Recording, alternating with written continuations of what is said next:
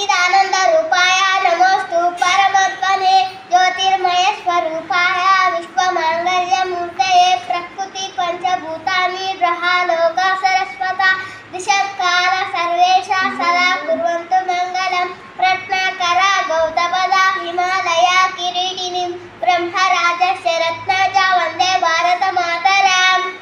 महेंद्र मलयस्य देवतात्म हिमालय देवो रवित गोविंदो गिरिशाली हावलिष्ठदा